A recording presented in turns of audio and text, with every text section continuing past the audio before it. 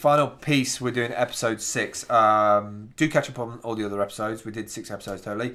The last episode we were talking about toolkits and how this is rolled out as a national social eating program. Episode 6, we're going to talk about a component of those toolkits, field trips. So explain to me how that works. So they download a PDF document. In one of those documents is field trips. What is a field trip? Well, one aspect is that we're setting up social eating events. Yeah. But the other aspect is through the cafe we're running educational programs.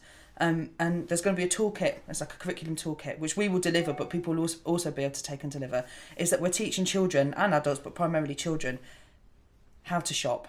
So how to go to the supermarket, how to look what's fresh, what's frozen, price per kilo, how the psychology of shopping, like why the bread and the eggs are always at the back, 2-for-1 offers, are they really worthwhile? All those sorts of things. But my take is that we need interactive learning, is to get children out of the classroom and into shops. So we're going to be doing these field trip things where we're literally taking children out of the classroom, and what we'll do is, okay, we've got this X amount of money, go and buy the ingredients, and then they come back to the cafe, they prepare the meal, and then they take it home to eat for themselves and the family. Wow. At the end of the 6-week programme, they're responsible for cooking a meal as a group for the whole cafe, and we'll invite their friends and family to come in and sit and share their food, which again is brilliant for children to actually prepare some food for their whole community. And then it means at the end of that course, they've got somewhere they can volunteer for a year if they wanted to. So they could really embed those types of those sort of experiences. Social interactions. Yeah, but also to really embed it and normalise it over the longer term. So the toolkits to do with the field trips, we're also going to be doing some bits and pieces over the summer, hopefully outdoor cooking, other bits and pieces, foraging, wild food, other bits and pieces.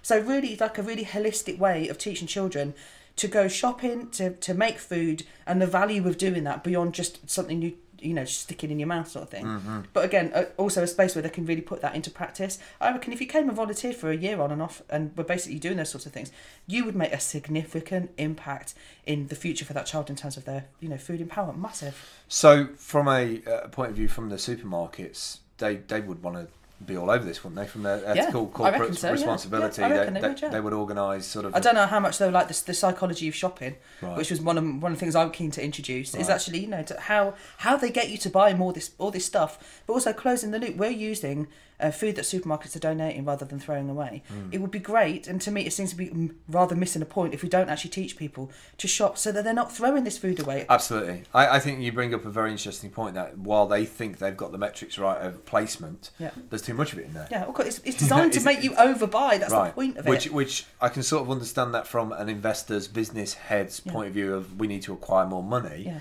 But that there is a logical, linear thing here that needs to be resolved, and that is we're overproducing the amount of food. Yeah, it's not wise stewardship of the planetary resources. The number of hoops those bits of food go through is not being looked after. And again, this whole thing about like I said about the teapots in one of the earlier episodes, it's showing something that would have been chucked or resigned to the back of a cupboard, appreciation of value, and how that totally transforms that object into something which is really nice. It's the same with food. We've actually got to look after it as a really valuable resource, and there's loads of people talking about this, but to me this is a very tangible way in which we can actually do it. It's actually teaching kids to not be so wasteful, teaching them how to make the best of what they've got, showing how that's a really positive response to austerity, and basically how supermarkets are going to have to change their culture. It would be great if within 5 years' time we could no longer get food from supermarkets donated because there wasn't stuff being chucked. Yeah. That would be the ideal situation. So again, it's like there's got to be a wider change that happens here. But I always think just do what you can, use what you've got, and get on with it. So, final question to finish the whole series. A lot of these projects that people have tried to do before with food and communities and whatever, they fail because they base their model around funding. The funding falls over, it doesn't last. And this is about longevity, right? This is like something that will resonate in 12 to 18 months' time when people are looking for it. If we think austerity is bad now, there is a storm. It is not as bad as it's going to be. It's a storm coming. But instead of this like really sort of like awful, everyone's skin is really miserable, food poverty, there's starving children. To me, this is actually a positive response to austerity, which is actually about showing that you don't have to have a huge amount of money. You can still live really well if you all put in together. And not only do you get better economic results, but social, spiritual, emotional, all those other things that happen. So I think it's in terms of longevity, it's a much more sustainable way of doing things. Realistically, it's what most of the people around the world do. It's like, again, some reason we just need to have stopped doing in this country. It just needs to be resurrected. So, but in terms of longevity as well, I sort of think for projects, they'll rise or fail on their users. Yeah. So if people don't want this cafe, it will die, and then I'll do something else. Yeah. It's like I don't feel the need to prop it up, you know, sort of with funding year on year. I'm hoping that the donations that people make back in financially, and some of these other social events that we're doing where they will be charged for the food, that they will help subsidise some of the more benevolent things that the cafe's trying to do. So I don't think that you know, it's going to rise or fall on whether people want it or not. Yeah. And I think from what I've experienced so far that they definitely do. Cool. Well, thanks for that.